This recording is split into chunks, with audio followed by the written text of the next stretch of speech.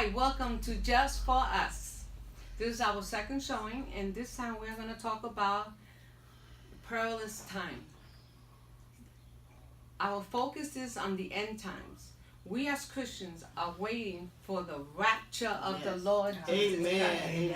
And the Jewish people are waiting. I wanted to compare what's going on with the Jewish and with us, what's going on right now. And the Jewish people are waiting for the coming of the Messiah. But we know the Messiah is here. That's Jesus Christ. But they're still waiting for the Messiah. I try to introduce them to them, but they won't go for that. Anyway, July 23rd, 2018, the Jewish Voice reported in July that 220-pound rock fell. You know the Jerusalem where they go pray at the wall? A big rock came down. So when it came down, one of the rabbis was saying that was a sign. And he interpreted it as the sign for them to do the third temple. Because two of the other temples were destroyed by the Romans. And every year they celebrate this disaster. They fast for 30 days. Wow. And I asked one lady that, last week, I said, how can you fast for 30 days? She said, well, we don't eat till sunset, sunrise, or sunrise, sunset, something like that. So I said, oh, I could do that, But they still eat every day. Yeah. It's only a 12-hour fast. Well, anyway, they fast, and they think about the past, and they have this big feast, and they pray before the Lord. So they just had a real big one. And then the next day, the rock fell. And when that big 220-pound rock fell, not only that rock, but many other rocks also fell, they took it as a sign that the Messiah is coming. Wow. We're waiting for the Rapture. and also the second coming, because we know he's coming back for everybody at the end. But first the rapture. On November 2018, again, the Western Wall cracked. Suddenly appeared a serpent, and the snake came out. It looks vicious and it's real long, and it looks ugly. It looks like it could hurt you. But the catcher looked at it and identified that this was a snake that looked like, that he could hurt you, but he doesn't. He didn't have no poison in him. So even if it was to bit you, which he won't. He was just trying to catch a bird. But they took this as a sign as well, that the Messiah was coming. But because it was a snake, they feel that they have to get ready because they're going to go through a lot of trials and tribulation. It's similar to what we think, right? Yeah. Waiting for that we have to go through all of this of the rapture. So then I did have a couple of headlines that they themselves in Israel are putting out. They say the end of the world is here. If a snake appears in Israel, Western Wall is a symbol of the ancient biblical prophecy, the time of Israel. In another of the magazines or newspaper, if the snake emerged from the Western Wall crack, halting prayers, that means you better stop praying and praying hard. In Ancient Origin, that's another magazine or newspaper, the end of the world is here. If a snake appears in Israel, Western Wall is symbolized of the ancient biblical prophecy. Wow. So for them it's a prophecy, not for us. But for me, the ironic thing is that we see all this perilous time. The end is here. It's coming. We're going through all of this that's happening right now, and the biblical is like alive.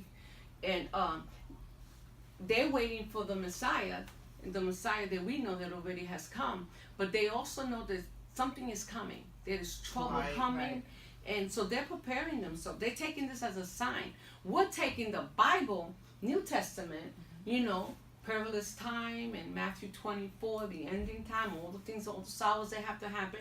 We take that seriously, and we keep an eye at the news because of that, because God said, watch and pray.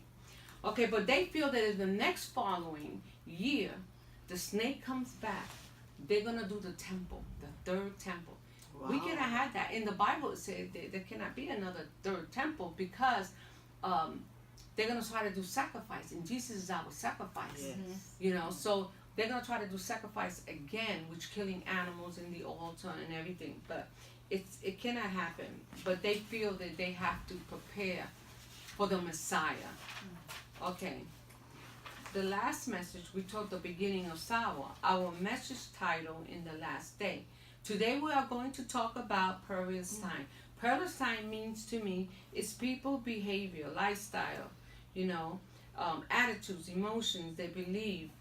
The increase in anger. The increase in anger is so out of control. Amen. Between kindergarten to adults, to the old people, driving, waiting online. Everybody's angry all the time and hurting each other. Hatred, self-centered. Everyone seems to be in a hurry. Also increasing in false prophecy, which the boys going to talk about that later on in our second video of the perilous time. Soon we are going to have the panel talk about all the new churches that have arise. I can't wait when that one comes. We are really, there's so many different churches that are coming that is, and people are falling for these false prophets and they are believing it. But we'll let you know because our next teaching is going to be the things that Christians shouldn't have in their home. Correct. Is it? Demonic objects. Yeah. Yes. Idol objects that Christians have in their home. They don't even know that. And they don't know the meaning of it. And if they have trouble in their house, they wonder why. They might have some demonic or occult things in their house. That's going to be our next one. Oh, I also wanted to mention that tomorrow, Wednesday, at Heritage, Deborah is going to be speaking. So it starts at 6:30. Yes. At 6:30. So it's Bradley and McCall Heritage. You really are going to enjoy it. And then the following Wednesday, it's going to be Edna, and she's going to be at Heritage as well.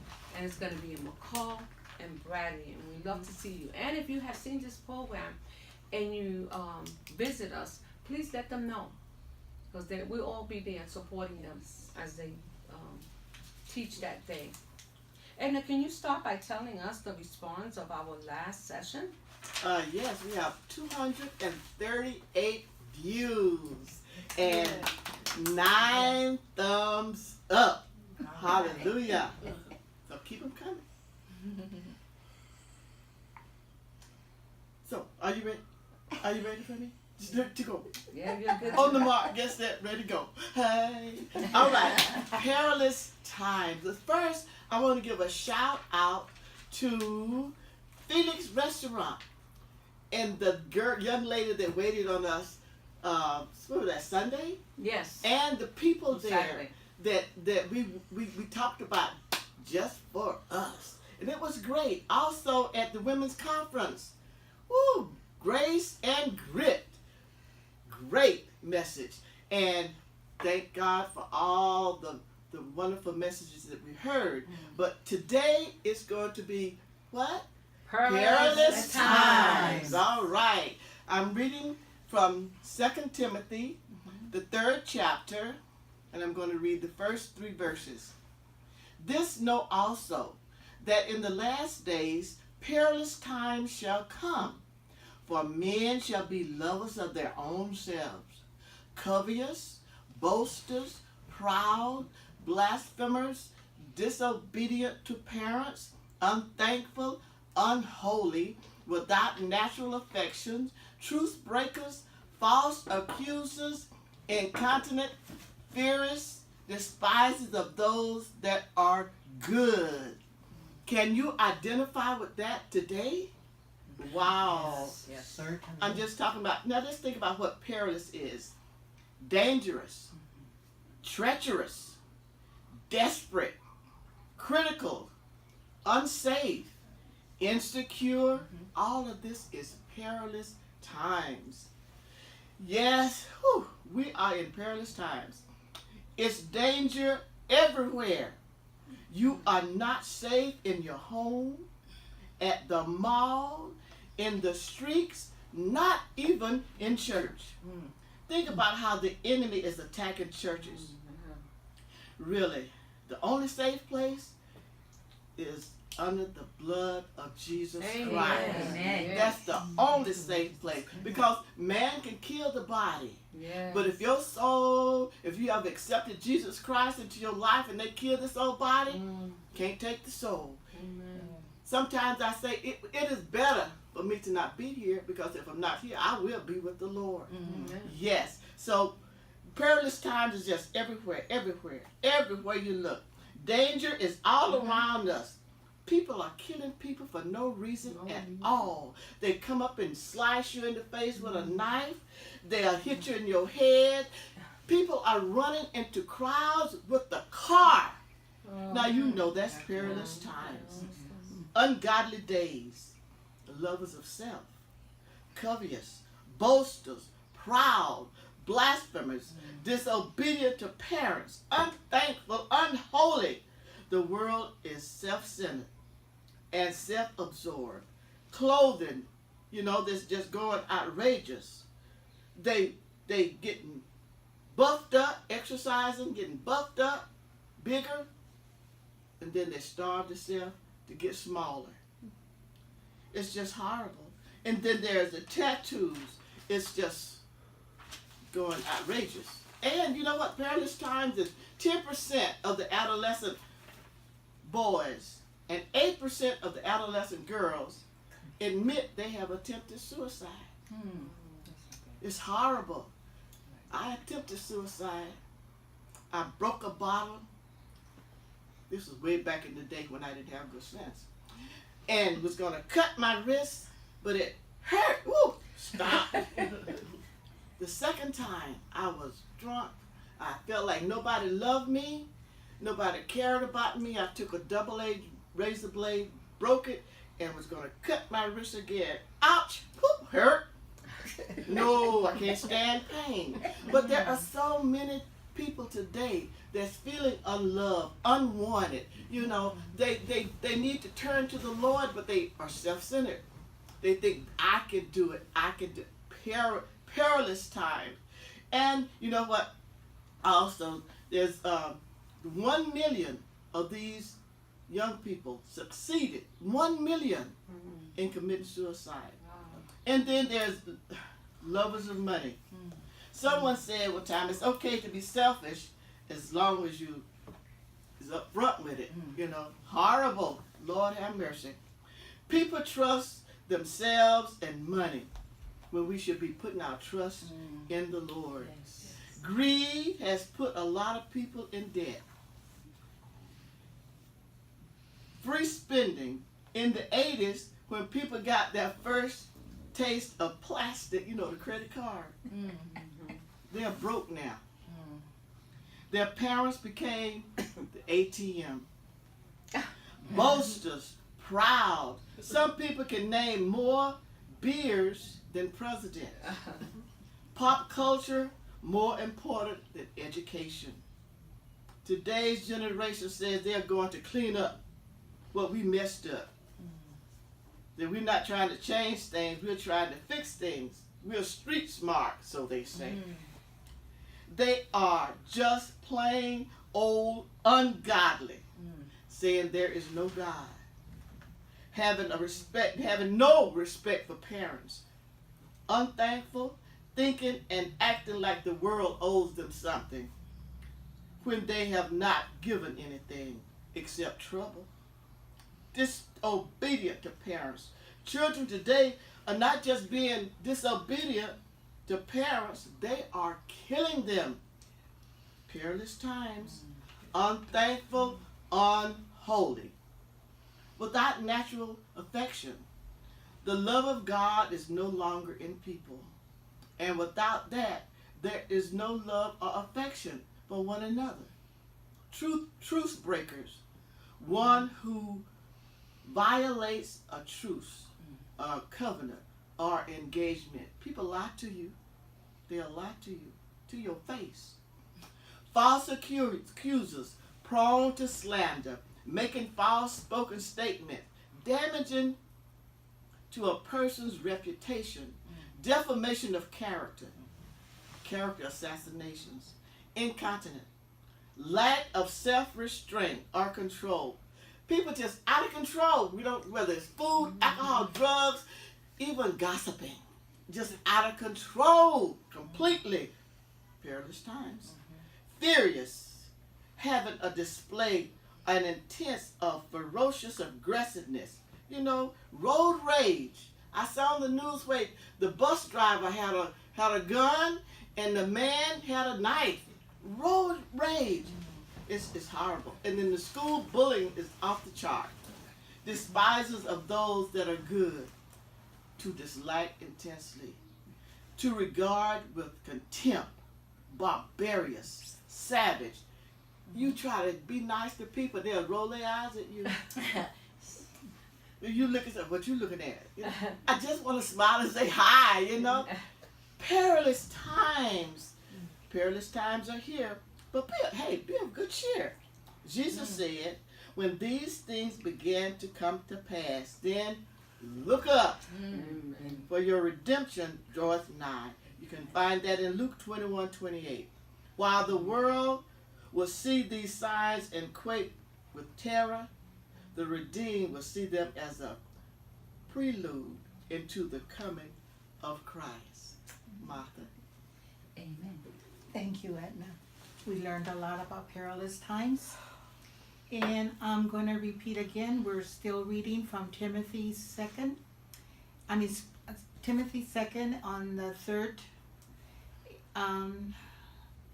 And it's verse number 3 and 4.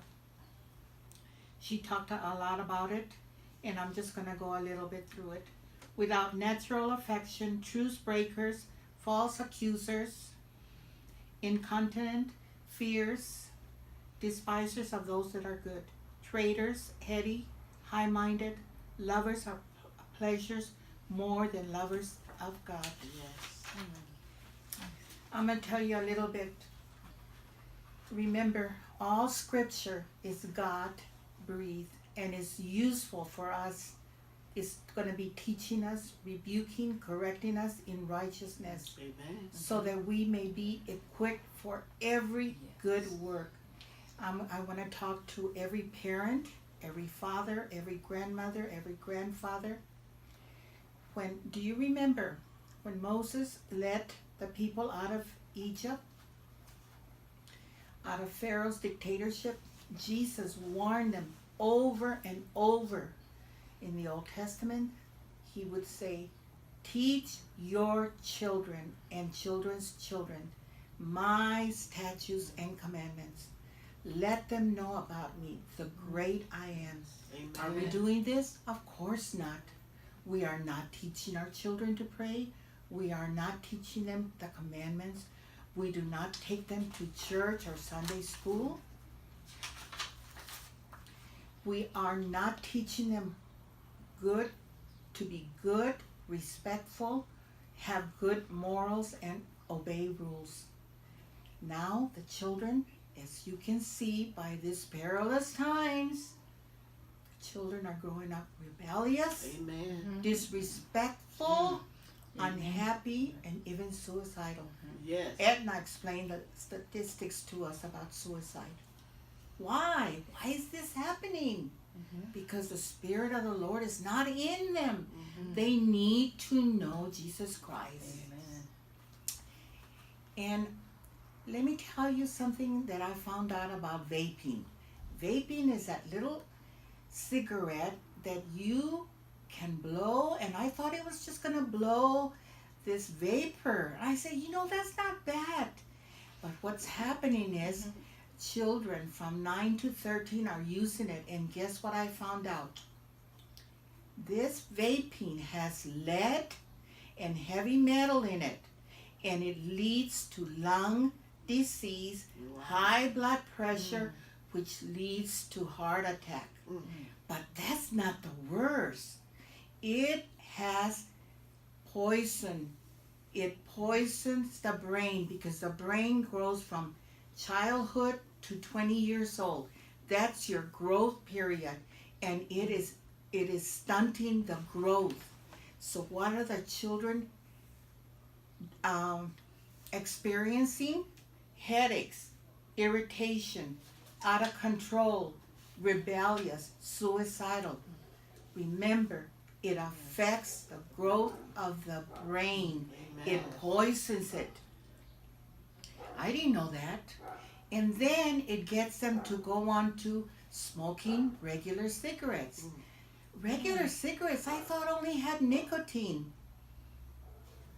No, it has ammonia in it, roach spray, Wow. and formaldehyde. Wow. Formaldehyde is used in embalming when you are at the mortuary. Mhm. We need to check our children that they are not using this vaping cigarette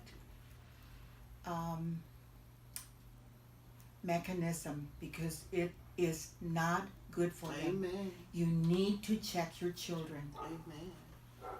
Well, thank you, Martha. That was really good. That Amen. information. Thank you. We are talking about perilous times all around the world. The anger, the bitterness, the fighting, all around the world. But I'm going to talk to you about the church only on perilous time. What I have experienced in the church, different churches. Okay, in the church of perilous time, it starts like this. For Christians only, okay? People are lovers of money, which she mentioned, the lovers of money, right? I have seen people spend more money buying lottery tickets, trying to get a rich fix as quick as possible, than what they put in their offering. Now, I'm not saying you shouldn't buy that. I don't buy it, but I'm not saying that's between you and God. I'm not saying you're going to go to hell if you buy it either. I'm just saying that perilous time that people are using their money but not support the church. Right. We have so many even bookstores that are closing out, that are Christian bookstores that are being closed down. People are not buying books, Bibles, or anything. So we're talking about perilous time. Okay? You know that the people who really love money don't spend it. They usually keep it. Most people, they spend a lot of money because they're trying to keep up with Jones, you know. The cars, the house, the dressing. Because if they really love money, they will save it. Yes. Okay, perilous time in Christian. Lovers of themselves. They are too busy to help others. They give that they don't need. They give things that they don't need or want. You know, whatever they have extra. But they are boasters and proud and making public claim of all they have done for God. They love the titles in the church. When you are a lover of yourself, you are self-justification. Perilous time.